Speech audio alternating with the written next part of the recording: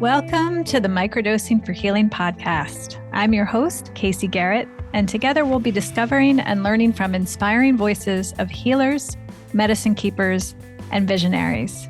Every episode, we'll explore the world of health, vibrant wellness, and natural medicine for a new era of human society. Welcome to today's episode. Hi, everyone. Thank you so much for being with us today. Today, we have a super treat of an episode. I'm so excited to be with author, Reiki Master, and psychic counselor, Lisa Campion. We're going to talk all about her new book, which I have just read twice, and I absolutely love it. And you all will too. It is called Awakening Your Psychic Ability, a practical guide to develop your intuition, demystify the spiritual world, and open your psychic senses. So I have so many questions already for Lisa. I'd love to introduce you by inviting you to talk a little bit about your background. I know you've been in the field for 25 years now. And longer than that. Yeah. I'm embarrassed to say how long it was. I'll be giving myself away, but I started to work as a psychic when I was 19. And that's 40 years ago. Amazing. I love it so much. So the one thing that struck me, most of our listeners are curious about microdosing and earth medicine practice. And what struck me reading about, you've been doing this for so long and you had these gifts as a child. And I was like, gosh, Lisa's entire life has been like a mushroom trip. Like you've been inside, pretty much inside a mushroom. I want a t-shirt that says that. My entire life has been a mushroom. It's a bumper sticker or a t-shirt for sure. Well, so much of what we teach people to learn how to navigate, their deepening awareness and their elevating consciousness is things that you kind of came born with. It's pretty amazing. So I'd love to begin with one of the top questions people get is they don't quite understand what is the difference between being intuitive and being psychic, or are they the same thing? They're closely related siblings. But I think that they're separate. It's good to make a distinction there. And for me, like intuition is something we all have. I think it's just part, and so is psychic actually, but intuitiveness is just part of our human who we get to be as humans. And I feel like it's our inner knowing, like our inner wisdom, our higher self speaking to us. And we feel that intuition usually in three ways: in our body. So our body is so wise and is always giving us feedback about whether we're safe or not, or what's really going on. Your body always knows what's true and real, which is why I think when we're doing intuitive development, the practice of grounding is so important, because if you're not in your body, you're going to miss all the incredible wisdom that your body has for you. And then there's our emotional sense. So we feel what we feel. And if you know anything about the chakras, it's really the lower three chakras that make up our intuition. So you have that sort of like, well, I don't really have a good feeling about this, or I have a great feeling about that. That's part of our intuition. And then there's the gut, the knowing. I don't know why I know, I just know. And those come together, those psychic senses come together to make our intuition. And it's our own inner being sort of feeling. And I kind of love the old fashioned term ESP, extrasensory perception. And I believe that psychics and intuitives are processing more of the sensory data that we get. They say we only process a certain percentage of the sensory data we get because we would be flooded and overwhelmed with sensory input if you were like paying attention to the taste in your mouth and the way your clothes feel on your skin and all the time. You'd be like, but I think intuitives and psychics just have like an expanded capacity to process what's going on. And we call that extrasensory. And then psychic is a little different. So psychic is when we are getting information from outside of our system. That would be where we're talking to spirit guides, where your dead grandmas come in and talking to you, or your angels, or you have power animals, or whatever you believe in is out there, that we're getting information from outside of ourselves. And we all as humans have that too. It takes a little more training and a little more work to activate our psychic ability. And we can start that by really beginning to pay attention to our intuitive self. Beautiful. Love it. One of the things I see commonly, people who are coming to microdosing and earth medicine practice are sensitive, very Mhm. creative, tend to be pretty open and empathetic already. And modern life has been challenging the more sensitive they are. But then they Yeah. begin working with medicines and their sensitivity suddenly becomes a gift. They are the Yeah. people who just meet the medicine and their process is often rolling almost immediately. Big shifts are happening, epiphanies are happening, and it's fine. They're like, oh, finally, my sensitivity is a gift in some respect, and Yeah. they see along with practice their intuition deepening, their creativity blossoming. So reading your book, I kept going all the way throughout because there were so many similarities between microdosing practice and psychic Mm. development Yeah. practices as they unfold. I did have a Mm. specific question around the nervous system. A lot of times, people who are very empathetic and sensitive have a highly dysregulated nervous system. A lot of Yeah. times, people come in with seizures and migraines and cluster headaches from all of the processing that they Mhm. do. As their nervous system becomes regulated, um, they seem to become more intuitive simultaneously. So I wanted to ask you if that's true, like if that's a thing, is Yeah. part of that opening wrapped around your nervous system health. It is. I think that's absolutely true. And you know, there's a kind of a couple of different sort of like types of sensitives, you know. So there's the empaths you were talking a little bit about, and then like creatives, and then, you know, highly sensitive people, which are more of the kind of, there's a slight difference between a highly sensitive person and an empath. I wrote a book called Energy Healing for Empaths that really goes deeply into the distinctions and the sort of getting really granular about what being an empath really is and how that presents. And then psychics, and sometimes they're all the same person. Sometimes like we have aspects of all of those things.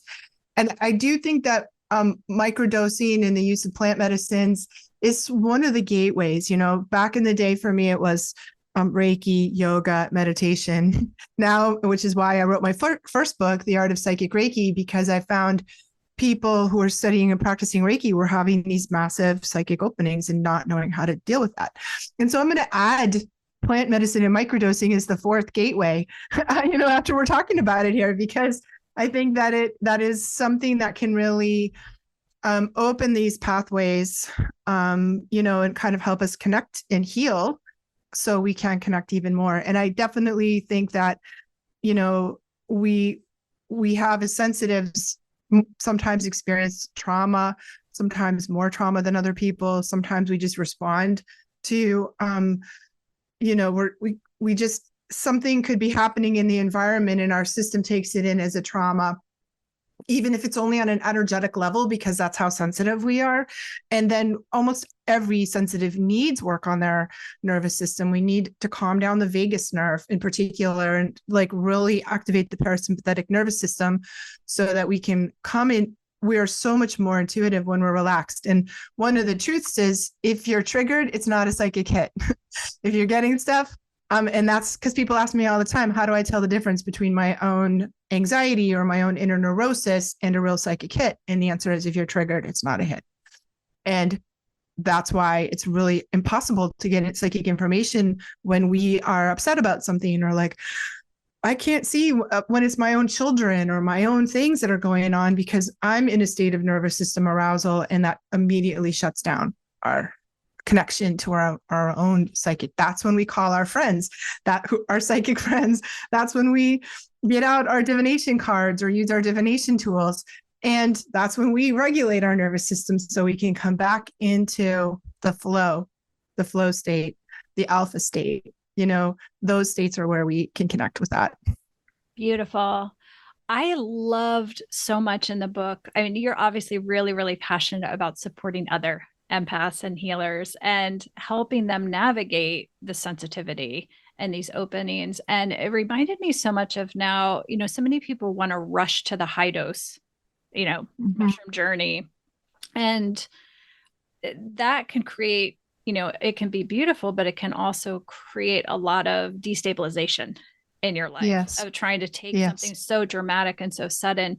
And reading your book about the differing experiences, you have people who have these tremendous opening due to an accident or Mhm. grief and loss that suddenly have all of these psychic gifts and they don't know how to manage them, versus other people who take the time to develop them Yeah. with training, with mentorship. Very, Mhm. very similar process. So, can you talk about the ways in your experience that you've supported so many people in this process? Um, how you work with people who kind of were born with it and kind of know they're sensitive, and how you kind of bring that out and bring those gifts forth versus the other people who have them kind of suddenly thrust upon them. Yeah. Yeah, it's such a great question. And I really think they're two very separate circumstances. And the people that I work with are in one or the other category. The sudden psychic openings, which are a rocky road, very difficult, can be very destabilizing, like you talked about. And that comes from people that, like, you've had a near-death experience, you've lost someone that you loved, you did a lot of ayahuasca, or you went hard on the psychedelics, and there can be like a fragmenting, or the worst case scenario, kind of like psychosis, or and I've done a lot of work with putting people back together who have had that experience through the all of those things, not just the psychedelics, but through all of those things. And it can be really challenging. Sometimes they end up in psych hospitals, or they're really in a challenging situation. And then I think it's way easier to go the slow road, to have this gentle process. And that would be coming from, like, you're doing a lot of meditation, you have a Reiki practice, you're practicing, you're pulling your cards every day, you're working with a therapist, you're doing all the things, to kind of be in a more gentle flow. Sometimes they're frustrated because they're not having the quicker results, that the people over in that category are having. Um, and it's a little easier to, it's like the beach entry versus the diving into the deep end of the pool. We just kind of, like, you're up to the shins in the cold water. I live in New England. That's how we get in the water here. Like, you just get your ankles wet until you're used to it. It can take like an hour to get all the way in. But I think it's just, there's kind of sort of a harmony or a peace or a flow about the slow road. And sometimes we don't get that. Sometimes we do get thrown into the deep end of the pool, and then we have to deal with, how that shakes us. And it can be extremely transformative, but also a bit destabilizing. Mm-hmm. Thank you for that. Yeah. Yeah, it was so similar in the book. It was really beautifully articulated. Mhm. How do you encourage people when people have sensitivities? Are there lifestyle practices that people can incorporate into their daily life to help open it up more? Yeah, there's two really important things we need to do. We need to have a really regular daily energy hygiene practice. So having energy management, like learning how to ground ourselves, learning how to clear energy we pick up from other people, learning how to replace energy maybe we've lost, and learning very strong boundary and protection things. We need to be grounded, cleared, and protected. And that, the more open you are, the more you need those things. So I'm constantly, like, leveling up my level of sensitivity and having to do my ground. What I used to work doesn't work anymore. So I'm always having, as I level up here, I have to level up with the energy hygiene. So I think that's super important. And then I think it's also important to have some sort of quiet time so we can listen. We need space where it's quiet, where we need a daily meditation practice, or pulling your cards every day, working with divination tools can really be helpful. Allowing our, like, sort of consciously choosing those alpha states, or our most psychic places, when our brain downshifts out of the waking beta brainwave into the alpha, which is a light trance state. It's where you go when you're driving on your commute, when you're washing dishes, when you're folding laundry, when you're, walking the dog or taking a shower. Psychics have their best intuitive insights in the shower. I'm telling you, that's just a little insider secret there. But like where we're like, oh, I know the answer now, and so we can sort of consciously cultivate these alpha moments. And I love this practice. Like, try this on for sight and see how it works. Ask yourself a question. Write it down in your journal. I love having a dedicated journal. I ask all my psychic students to start a journal and call it their psychic journal. And I'm so insistent on it. In fact, that I wrote one. And it's coming out in November. The Psychic Awakening Journal. Stay tuned for that. But take just a composition notebook, call it your psychic journal, and start writing down your dreams, your card pulls, your first impressions when you meet people, your aha moments, like when you have a hunch or a nudge, or you're like, I knew that was going to happen. Write it all down, because a lot of times our psychic hits are kind of ephemeral. It can seem like a really big deal in the moment, and if you don't record it, an hour later you kind of forgot about it. It sort of slips out, like dreams. Like, that's how it is with our dreams too. Like, you're like, that was the most intense dream I ever had, and by the time you finished your first cup of coffee, you forgot it, right? So we write it all in there, and I guarantee you will be amazed how psychic you already are if you just start your journal. And then so once you got your psychic journal, try this practice. Ask a question about something, write the question in your journal, go do one of your alpha activities, go walk the dog, go pull the weeds in the garden, forget, go lie in the backyard and look at the clouds, sit on the beach and watch the surf roll in, and forget your question and just relax.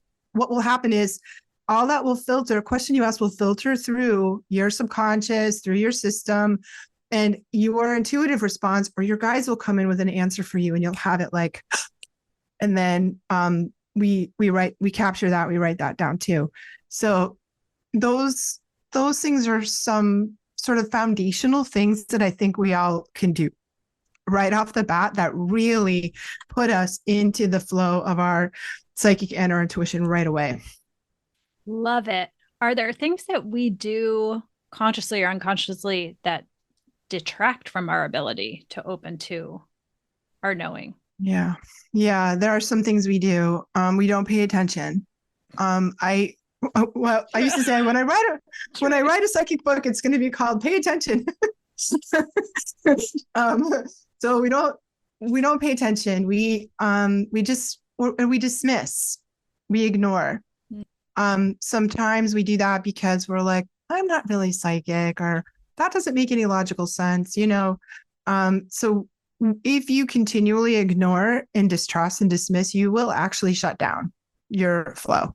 It's like, really, like giving the universe the hand, and being like, I don't want this, and so I'm not saying follow every crazy whim, but giving it some, like, I don't know, 51% of the time you're really going to take it seriously, or some of the time you're going to really, like, we have to kind of back it up with a little bit of action. So taking action, paying attention, taking action on these things.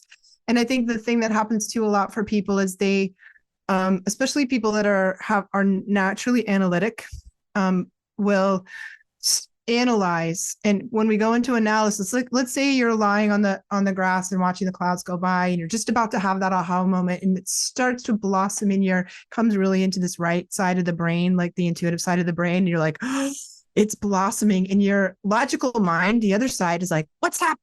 What does that mean? What's going on? Is it true? Is it real? What do I do? And we kind of like go into analysis too quickly. We shut down the flow. It's like a flower blossoming. We have to let the download finish completely. Then we want to shunt that energy over to the logical side of the mind so we can interpret what it means, contemplate it, think about what we want to do about it, sort of analyze it then, so we can really shut off the flow if we go to analysis too quickly. That is fascinating. Thank you so much. Another thing we see with earth medicine practice is oftentimes when people begin, and this is especially true, I can almost spot them now in our groups. It tends to be like the super high achievers, the highly productive people who have, they're running a family of 4 and they're running a company and a team at work, and they start practice and they just get knocked out by the medicine. They're like, I'm napping all the time. I'm going to bed at 8:30. I'm just exhausted. And it happens so often with a certain type that it's become really clear that it's spirit's way of going, you need to rest to heal. Mhm. What you need the most is resting, and it's almost to reset their nervous system.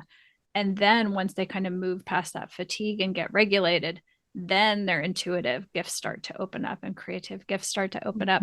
So I'm so curious about um, the role of rest in getting to those those lower points. Like you talk a lot about the lower realms that you access through your dreams.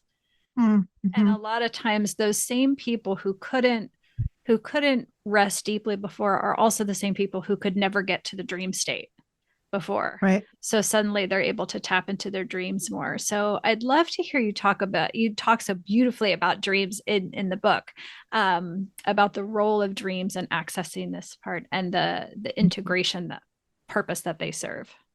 Yeah, I love dreams. And I've always been a person who remembered my dreams. I remember learning how to interpret my dreams when I was in junior high school. That young, I took an English class that was about dreaming, and we started a dream journal. Amazing. I know it was Amazing. totally great. It was really great training for me. And I started lucid dreaming when I was a kid. So I just love dreaming, and I love the way that it taps us into our subconscious, into the deeper our like aspects of our psyche, where a lot of our soul information is sort of hanging out, and we have a deep connection with our soul from our subconscious.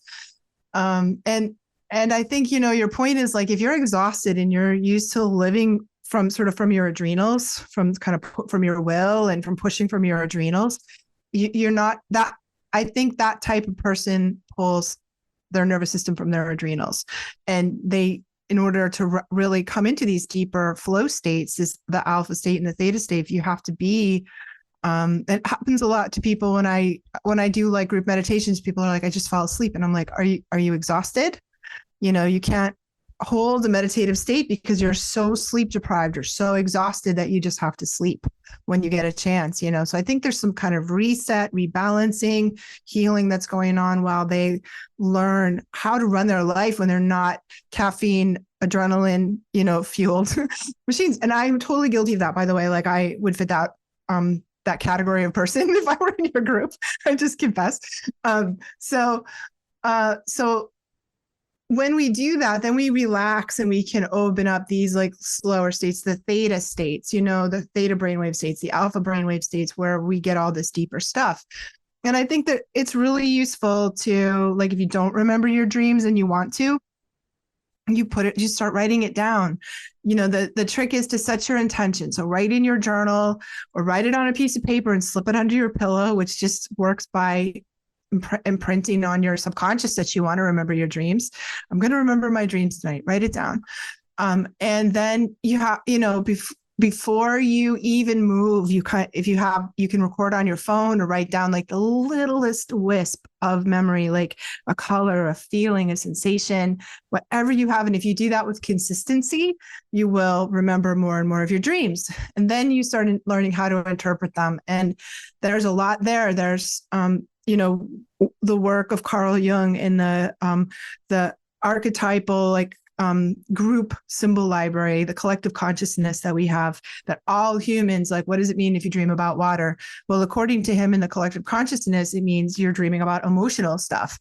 What does it mean if you're dreaming about a house? Well, your house represents your psyche, your inner self. And so we have, and you can get books, plenty of books on this universal symbol library, which will tell you what it means from that universal space. And we have our own personal symbol library. So what water means to you may be different. Like, if you hate water and you nearly died of drowning and you hate water, and it's going to mean something different than if you're like a mermaid kind of person, So we have to learn what our own personal symbol library is, and that personal symbol library trumps the collective one. So we start asking, well, what does that mean to me? I dreamt about water. I dreamt I was drowning. I used to have this dream that I was floating in a cardboard box and in the ocean, and there were sharks all around me. I had this recurring dream, and terrified of sharks. even though like I grew, like my parents had a house on Martha's Vineyard and I was there the year they filmed Jaws. So I don't know, whatever. I have a shark thing and, Might be and related. I don't... it might be related. It's like childhood drama. But you know, I did really, what does that mean? It means, you know, what the shark, it's like an anxiety dream. You know, the unseen things we can't see, and the sort of the flimsiness of this cardboard box just dissolving in the water with the sharks in it. It was a terrifying dream.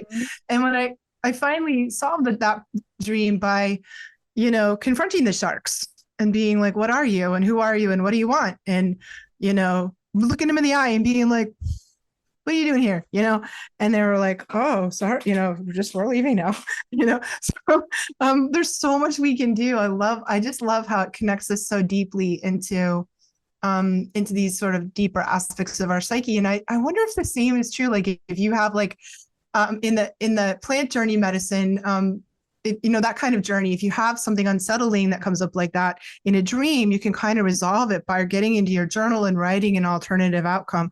Well, the sharks and, you know, carry you on their backs to safety or whatever. They, you know, they help you. They turn out to be allies. And we can sort of rewrite. And when we rewrite in our journal, we rewrite that script inside of our psyche and that dream stops. And I bet you can do the same thing in a plant medicine journey too, with powerful healing. Absolutely. Absolutely. Yes.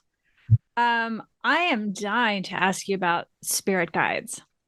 One of the things we have seen is once people begin microdosing, oftentimes the way they articulate it is they're like, I feel a sense of allyship that I have not had before. I feel like someone is with me. And they can't put their finger on what it is. And then others who, especially people who have done quite a bit of Reiki intuitive development work in the past, can evolve through to where they used to sense someone, now they can see someone and get closer and closer and kind of have that veil thin more and more over time. It's so fascinating. So cool. I would love for people, sometimes people are just like, what do you spirit guides? What is a spirit guide and what is their role in our lives? So we all have them. I've done a lot of readings, over 15,000 readings in my career, and I've never met somebody that didn't have a team of spirit guides. And they are non-physical spiritual beings whose role it is to help us and assist us through our journey here, because incarnating on this planet is crazy difficult and challenging and wonderful, but hard. And so we don't get sent here without a team of helpers. And they might be your dead Uncle Fred or your granny. They might be relatives. They might be people you know. They might be angels, angels are not people. They're sort of their own category. They might be ascended masters or saints. They might be power animals. We all have a team. That team is very individual and unique and can change over time. And when we open up to these sort of non-ordinary states of consciousness, we often encounter these beings. I remember when I was researching this book, I found an old Gallup poll from like the 1980s. And when they surveyed like 6,000 people, it was a pretty big survey. And they asked 6,000 people who had ever seen a dead relative or an angel or some spirit guide. And 80% of the people in this group said they had. And 80% of the group said they'd never shared that with anybody. So I think it's a very common experience where you just feel the presence of one of these beings who are with us around us. And I love that allyship. That's a beautiful way to put it. A lot of times in my psychic development classes, when people meet their spirit guides for the first time, they cry. It's a very emotional reunion kind of like, and maybe it's like, oh my God, I remember seeing this being around me when I was a little kid, some angel or some, you know, relative who's there to support us. And thank goodness, because we really need them. So beautiful. So beautiful. Another thing I loved in your book you talked about, because it was so affirming with what we have seen and experienced, is the idea that there's spirits within plants and mushrooms that is their own essence and their own spirit beings. that can Yeah. communicate with us. We have seen that over and over firsthand. And so it drives us a little nuts at this point of, psychedelics opening up to the mainstream because we don't have the language in the English language and in American society to really properly categorize what these spirit essences are. They're not, when people call them drugs to people who are working with them, they're the furthest thing from drugs. Right. So Yeah, can you that's not the talk? right word at all. No. And so can you talk a little bit about that, the other, living the life forms that we exist with every day and how they might communicate with us in our everyday daily lives? Yeah, such a great question. So when I was really young in my 20s, I studied shamanism. I was looking around for psychic teachers and I found this fantastic shaman and studied with him. And he introduced them to me as plant allies. And it's funny, we were just talking about allies, but that's the name that he gave them. He told me those are the plant allies. And the idea that every plant, every blade of grass, every individual plant, and plants as a collective, like trees as a collective, have these spiritual essences inside of them. In my book, we talk about, we call them fairies. I don't really like that word too much because it makes us, think of like Tinkerbell kind of, the wee little, and, and, there's elemental beings, which are more the spiritual beings of like the elements like, earth, fire, air, water. And I have a strong connection with the Devic realm. The Devic realm is another word for the fairy realm. I like that one a little better. And all of the aspects of the natural world have a spiritual living essence, a consciousness, if you will, that we can connect into, communicate with, have a relationship with. And back in the earlier days of our human history, when we were more tribal peoples, we really needed that. We really needed to depend on our relationship with these plant allies, with these Devic fairies, whatever you want to call them, because they were our food, our medicine, we wouldn't have survived without that. And it's sad for me that in the way that we mostly live here in the Western world, at least, we're very disconnected. We, we're raiding the Amazon for more drugs and not honoring, the deep connection that humans have had sort of psyche to psyche with the spiritual essences of the natural world. And I do feel like that is sort of one of the root causes of the disharmony that people are having in our culture and our relationship with each other and our relationship with the world. Somehow this incredible spiritual being that is the planet Earth has become like this resource that we can raid without really honoring the connection. It's pretty horrifying. And I hope that I'm sure that the work that you're doing and it's helping people let that go and remember our connection, the interconnect, that we are part of the connected web of all of life. We need to remember that, and we need to remember it really quick. Mm-hmm. Like today. Agreed. Yes. Yes. I wanted to ask you about the role of environment and kind of intuition and where our spirit is kind of home on the planet. I know you've just done some travel. You were in some magical places with magical energy and vortexes. Yeah. So that comes up a lot. Like people, as they grow and shift and their intuition comes online, they're like, this isn't the right job for me. This isn't the right home for me. They leave relationships. They're prompted to move to different geographic locations. So I'm so curious your viewpoint on the role that environment plays in our spiritual development. I think we just get more and more sensitive as we open to that. It has a massive impact on us, our environments. And the more sensitive we are, the more we're feeling that. And, that like when I teach psychic self-defense, I always tell people it's like what we're mostly defending ourselves against is the energy of other people and often the environments that we're in, and sometimes spiritual energies that come through, non-helpful spirits. But as we open, we become more attuned to the frequency and vibration I think it's really about vibration. That's so we need to be in a place that sort of vibes with us. We have, a harmonious vibration with, and I think we become more connected with our life purpose. We become more conscious of our soul, what our soul is telling us to do, and we have to sort of let go.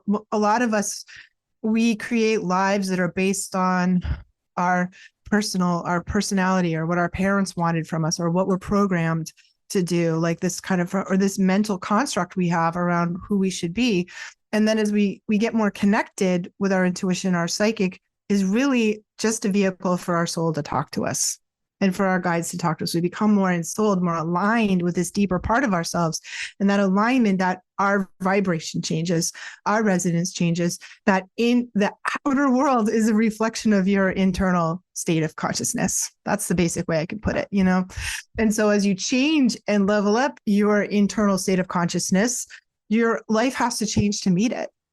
And that can include all the things you talked about. But I definitely think there are parts of the world that we resonate with, and that can change over time, like what feels like a good vibe for us. Beautiful. Thank you. I'm so, I'm so excited to ask this question. Ghosts. Ghosts. So I was I was reading about the chapter where you dive into ghosts and witnessing ghosts. And it reminded me of, it's kind of like a plant medicine facilitation integration therapist, right? The witnessing process. So can you share a little bit about ghosts that is truer to reality than kind of the ghosts that we see on television, on film? TV? Yeah. Yeah.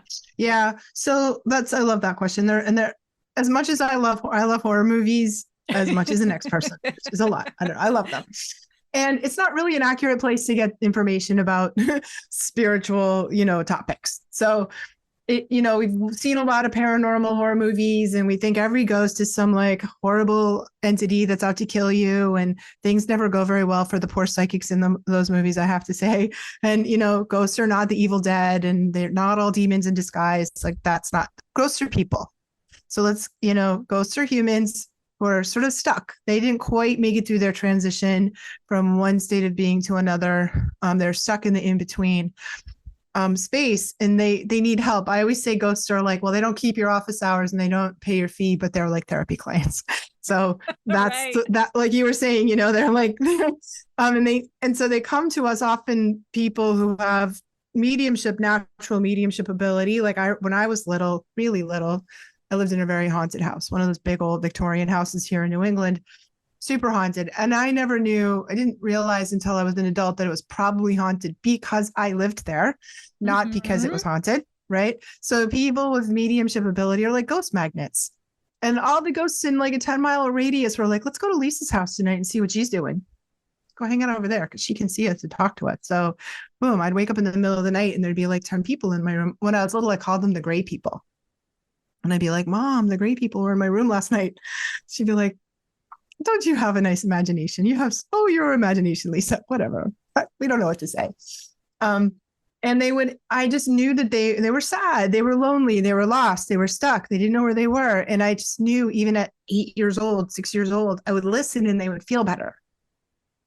I would listen. Listening is sort of, because their way of communicating to me is sort of a combination of visions. Like I see things, I feel things. So I get sort of an empathic hit. Like, this is how I was feeling, and I'm like, okay, you're really sad. You're really lonely. And what happened? And, I can hear a voice in my head too, like they're talking. So it's kind of a multi-sensory experience for me communicating with them. But I find if you just are kind of quiet and listen and let them process it out, they're stuck here because they have trauma that they haven't resolved, or they have attachment they haven't been able to release. And they just need a little support. We need to be nicer to them. And I feel like we've learned some bad habits, especially we watched a lot of paranormal TV shows and ghost hunting TV shows, which is, they're very much like, get out, spirit, or they're not maybe using the kindness and compassion that really these beings that are just people who need help really, I feel like deserve. So That's the truth. They're not evil demons that are going to kill you, especially if you're the psychic. They're just people who are stuck and need help.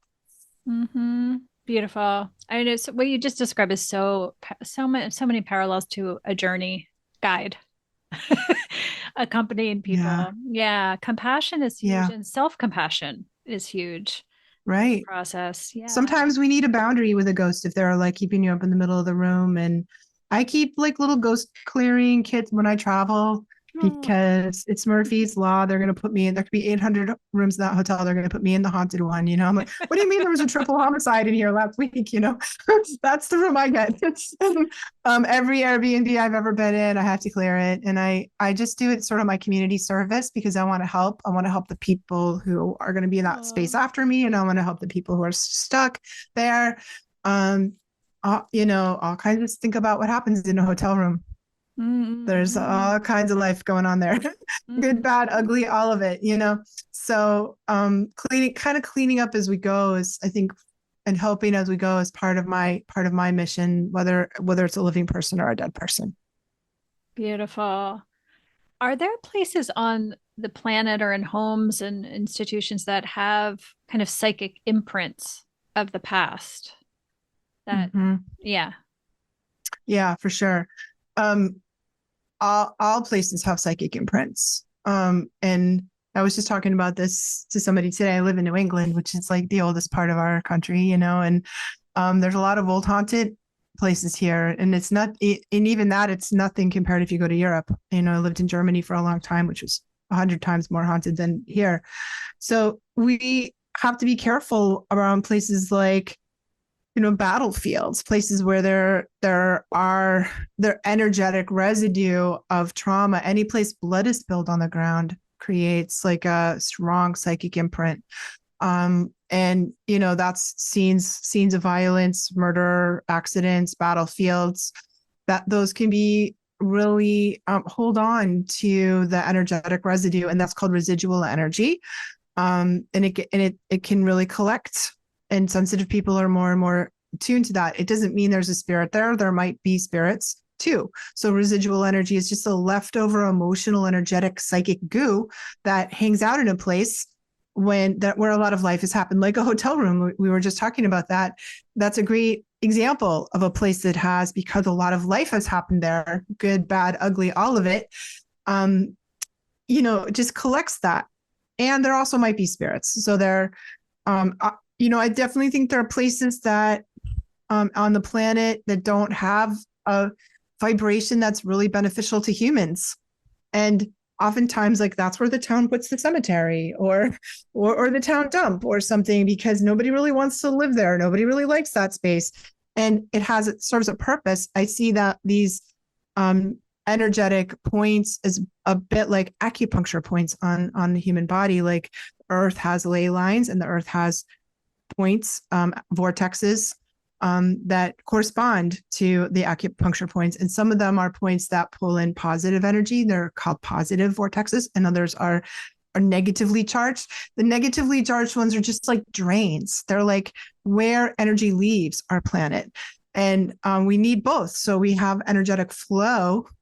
We don't want to live on a negative portal. That doesn't feel good, but that's a good place to put a swamp or a dump or your compost pile, something like that, because that's the natural state of that place, but maybe not sleeping there. Fascinating. My next question is around the mapping of the realm. That was Mm. super fascinating in your book. Can you talk a little bit about kind of, yeah, the different Mm. realms? Sure. Yeah, I created a map. I really like my analogy of being street smart. Being psychic development's a lot like being street smart. You can do it safe if you know, if you have knowledge, if you have a guide, if you have a map. And I'm a very structured person for a psychic. Even like, I like a structure, I like a process. And a lot of times, what happens when we awaken these things, it feels very willy-nilly, like there's no rhyme or reason to it. Like, there's like, I'm confused. Like, why is this happening? What kind of spirit is that? And what's going on here? And so I've created and adapted maps that were already in existence, a lot of it from the Theosophical Society and from some other sort of old sort of mystery school traditions had a map, and I sort of altered it to fit my experience of what was going on. So we have like a sense of where we want to go as psychics. We don't want to go into the astral plane. That's where especially the lower astral plane, is the next dimension over from us. And that's where some of the psychic riffraff is hanging out, especially in the lower astral. That's where the Ouija board takes you, for example, and why we don't want to play with the Ouija board. And why, like, maybe like I have a whole list in my book of like unsafe psychic practices, because that's where they take you. And if we know how to aim higher, we can rise above the astral and hit the upper realms, which is where the angels, masters, prophets, saints are. We can hit when we are working in the middle realm. We, on one side of it is where the fairy spirits are, the nature spirits, the devic spirits, and on the other side is the uneasy spirits of the dead. And then below that, we have the lower realm, which corresponds to our psyche. That's the shamanic realm. And where we go when we really do deep inner work. I love the lower realm and I love that kind of work. But we don't want to go lower than that, because then we're in the lower astral and there's really some problems. But if you don't know that, how are you going to go? How are you going to be safe? How you're just, like wandering around like, well, we know there's neighborhoods we don't go into. We're not going to go into that neighborhood at 2:00 in the morning in a little red dress with cash hanging out of our pockets. We don't want to do the spiritual equivalent of that either. So fascinating. I love it. A lot of times people ask, how do you use your intuition and psychic ability in your everyday life? Mm-hmm. It's a good question. Like, what's the point of it? Why do we even want to do this or have it? Uh-huh. And I think that there's a couple of things. One of the reasons why it's good to develop this is that it's connecting in with our soul, connecting in with our own inner guidance, with our own guidance system, so we can live a more soulful life, so we can connect more deeply to the evolution of our life purpose, because our life purpose doesn't stay the same. It evolves and grows as we do. And our connection to our guides, to our own inner wisdom, guides us. We just went through a really rocky time as humanity. The past couple of years has been so challenging. We're off the map, and I think so many people got through it because they were able to be guided through their intuition. Their intuition's telling them to quit that soul-sucking corporate job and move to Maui and become a whatever, surfing instructor or whatever. Like, and that is good for us to do those things, right? So we need our intuition to help show us our own path. And we can also always use it to help other people. What doesn't matter what you're doing. You don't have to be a professional psychic like I am. You can and will and probably already have been using your psychic ability, your intuition to help other people. Whether you're a healer, therapist, stockbroker, I don't care what as we open up to this broader consciousness, broader level of consciousness, is really what we're talking about, is higher states of consciousness. We can use those higher states of consciousness and the connections that we get from that to assist others. So I think it's always sort of 50-50 to help ourselves and to help other people. Those are two beautiful reasons to spend the time and work to do that. Yes, absolutely. I have found with my own practices, and I studied intuition medicine. I've done a lot of work on myself in that area. And then when I had mushroom practice come in, that it was so complementary and just amplified everything. And I have noticed when people ask me that question, I just find when you are living from your intuition and from your soul, your life almost becomes frictionless. Yeah, it's you make decisions so much faster because you just know. You don't have to think things through anymore. Just know what feels right or what is right. Yeah. And we go into that flow. It's a flow state.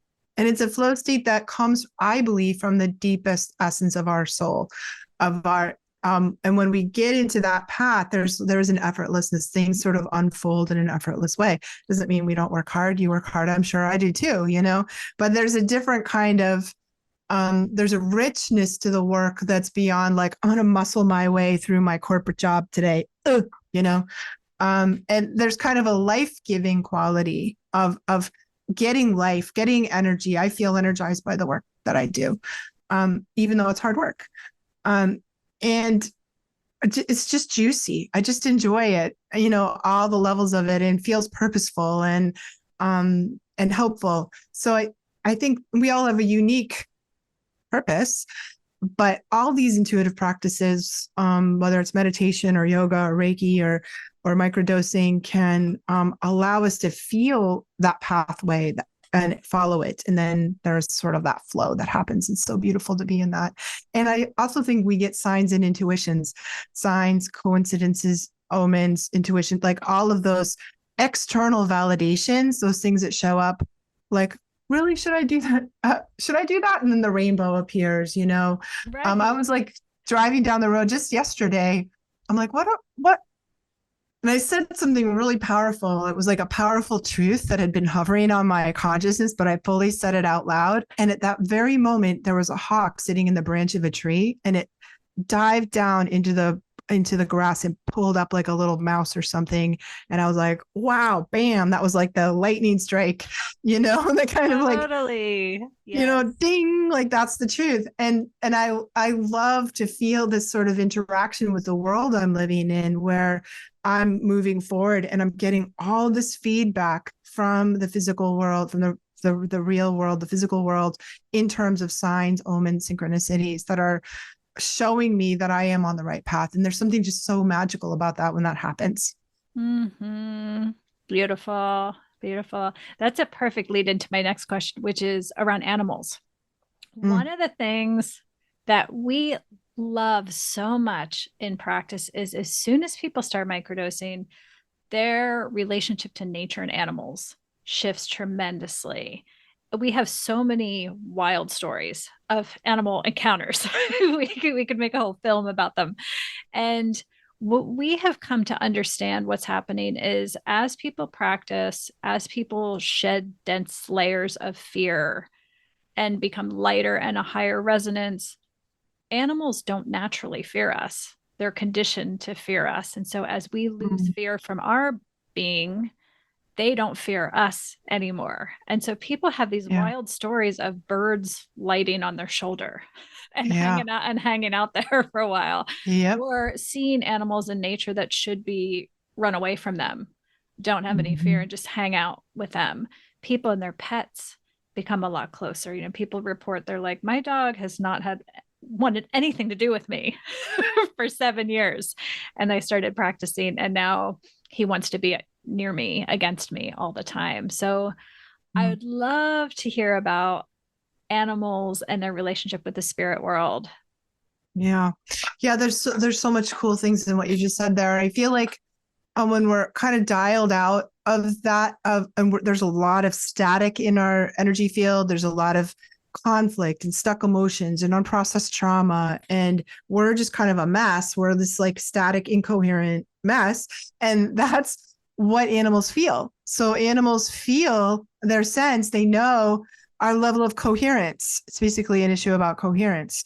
When we're not in coherence and we're all like this, they're static in the signal. We're like, and they are going to, animals are a perfect reflection. The natural world is a perfect reflection of what we're giving. That's why horse therapy works so well, right? Because the horses, you go into a ring with horses and they're showing you, they're going to visibly show you the energy you're putting out into the world. So if you're afraid and you're freaked out, you go into the ring and the horse is like, you know, freaking out, right? If you're calm, relaxed, centered, the horse is calm, relaxed, centered. So they're like this reflection of our inner state of coherence. And all the work that we're talking about, doing the inner work, microdosing, studying, you know, spiritual, you know, having a spiritual practice, whatever we're doing, that brings us more into coherence. So there's no friction. There's no static in our field. We're in total energetic coherence. Animals are like, okay, you know, like they're gonna be around us. And when it's happening in the natural world, I've done that in a meditation practice. When I was working with my shaman teacher, and he was like, taught me how to relax and shift my vibe so the animals don't even see you. and like a squirrel like walked over me, and snake went over my foot, and they're like, you just become part of the background of nature when we're totally vibing and resonating with, in harmony with the beingness of the world, really. And I also feel like animals show up as spirit guides. So they show up as power animals, as a particular kind of spirit guide. And sometimes when we go out into the natural world, animals behave strangely around us, or in extraordinary ways, because they have a medicine.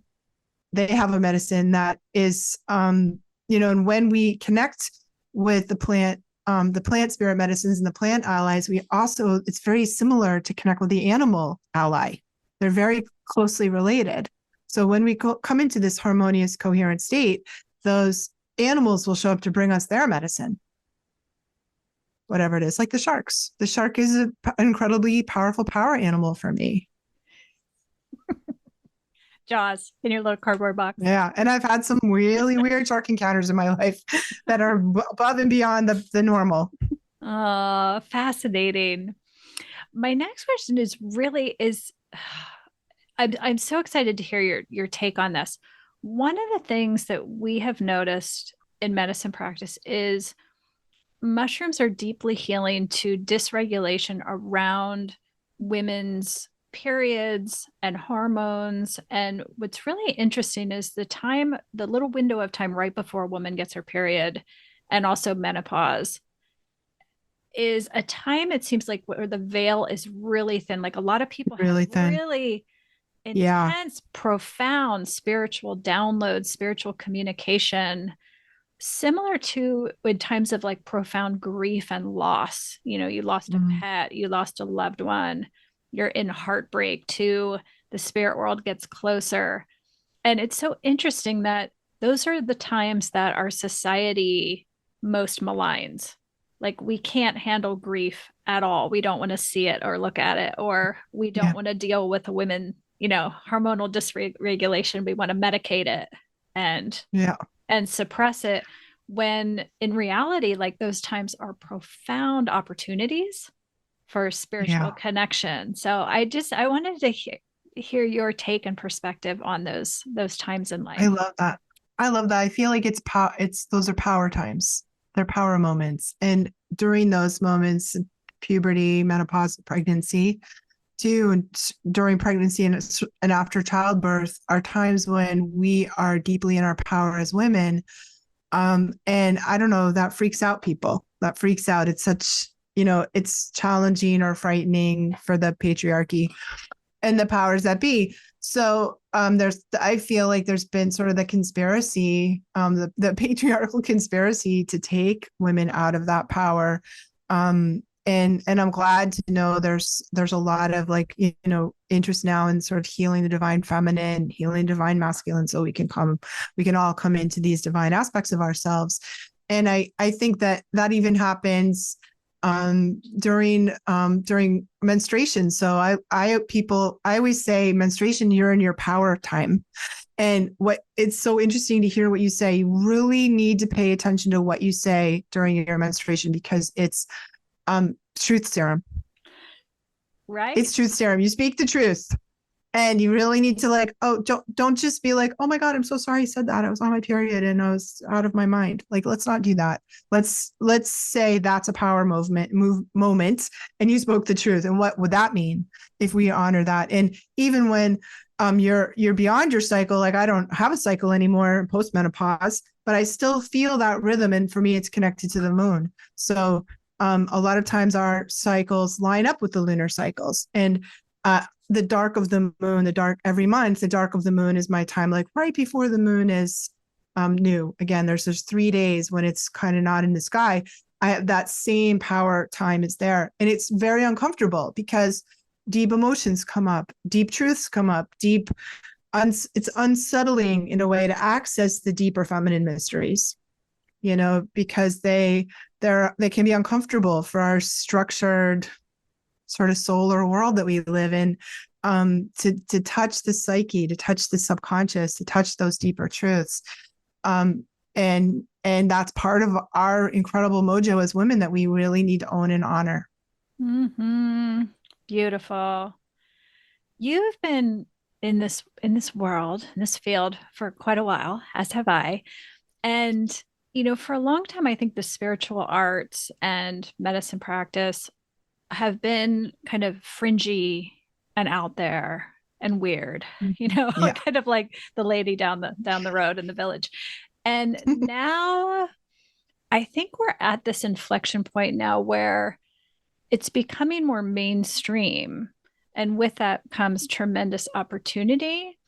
But I kind of also am aware of this backlash that's happening, kind of like witch trials 2.0, Mhm. if you Yeah. will, when as you said, the truth that's happening, right?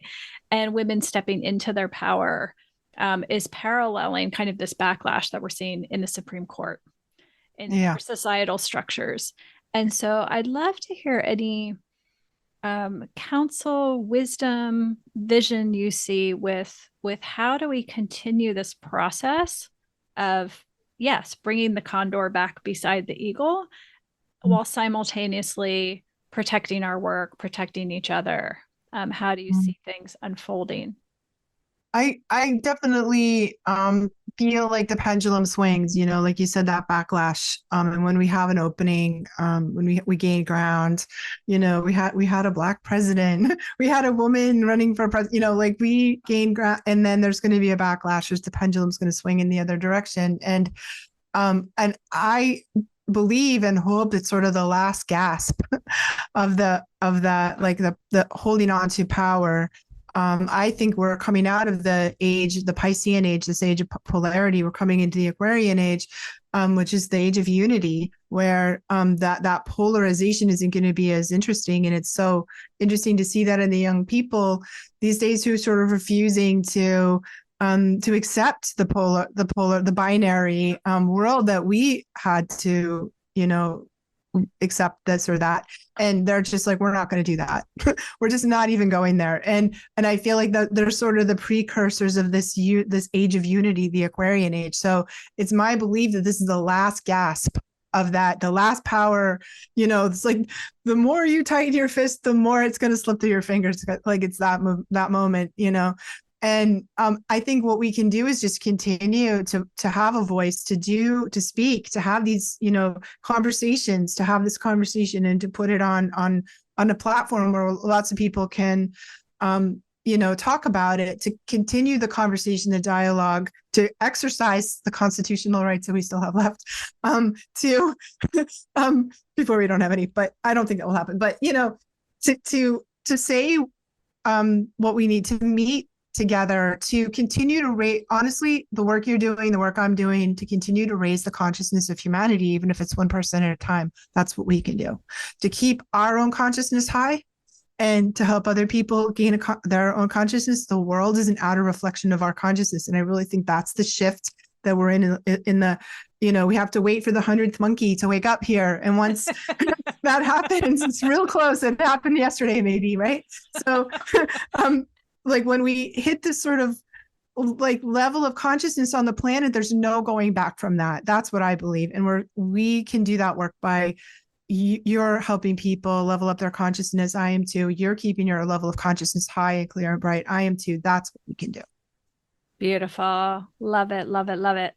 My last question I had was one of the things I could feel in reading your book and sense in you is your deep passion for mentorship and Mhm. helping younger, not even younger, newer healers, empaths that are just kind of stepping into these new levels of consciousness and Yeah. really helping them along. It's been so lost in our society for Yeah. so many generations, a sense of mentorship and apprenticeship in a craft, and moving away from kind of the academic tracks of learning and the more Mhm. experiential Yeah. tracks of learning, a more feminine style way of teaching and mentoring. And so I'd love for you to talk a little bit about how you hold your containers, how you Mhm. structure your practices, and how people Yeah. can find you if they are interested in kind of studying and learning in a more structured way. Thank you. Yeah, it's such a great conversation. I love mentorship. And I had a dream like years ago right before I wrote my first book about being a source of light and spreading that light, like taking this light that was in my heart and giving it to somebody else and somebody else and somebody else and somebody else, and seeing this like wave of light crash through the planet. And I mean it when I say, like, my mission in life is to create an army of healers to go out there and save the world, because the world needs saving right about now. So many people are waking up to their deep desire, their soul level life purpose to be a healer, and so that's really my thing. And whether that's training empaths, it includes training empaths and sensitives, it includes psychic development, teaching energy medicine like Reiki and other forms of energy medicine. And right now, I teach Reiki and psychic Reiki. My first book was called The Art of Psychic Reiki. And I teach this combination of Reiki and psychic development. And I have all those classes online on my website. And I have classes that are specifically for empaths to help them learn how to manage their energy and live in their full power, their full, like, triumphant power as sensitives, like what's possible for us that way.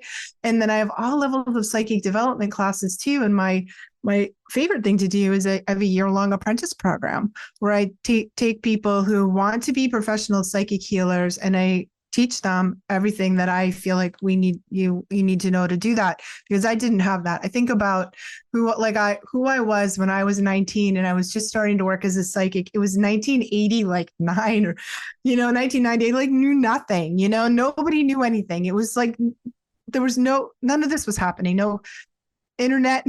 Think about that. No psychics on TV, no books, nothing. And it was really a challenge for me to learn it all the hard way, make every mistake in the book. And I feel like, well, I did that so I can help other people not do that and really benefit from the 40 years of experience, the 15,000 individual sessions that I've done, the hundreds, thousands of people that I've trained in Reiki and other healing modalities. I can distill all of that and help people.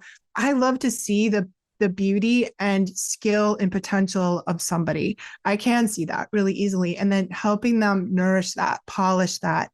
I want all of my students to out-evolve me, they're going to go do work with all kinds of people and spread their light that's the multiplying light, dream that I had all those many years ago. And there's just nothing better for me than that. That's it. That's what gets me out of bed in the morning, to really foster other people's brightness, other people's light. We have so many people telling us what's wrong with us. I'm not about that. I mean, I'll go down to the mat with you and deep healing work for sure. We can do shadow work. We can do the deep stuff. I'm down for that. But it's all in the service of shining up your light so you can go out there and do what you came to do. That's where it gets really good. So beautiful. And it comes through. It absolutely comes through in your words. It's clear as well. So thank you so much for being with us, for doing the work that you're doing. We're really grateful. Oh, thank you. And thank you so much. This has been so beautiful, Casey, to talk to you and, support your work. And I just think you found such a great methodology for helping people wake up and heal and gain higher levels of consciousness. So I super appreciate being able to connect with you and your people. Thank you. It's been a pleasure. All right. Thanks, everybody. We'll see you again soon.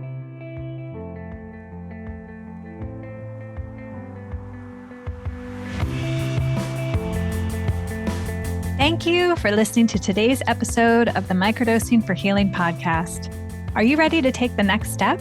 Please visit us at microdosingforhealing.com to access our free Microdosing 101 workshop. In it, you'll learn more about our diverse community, our supportive group programs, and discover if earth medicine practice might be right for you. See you in the next episode.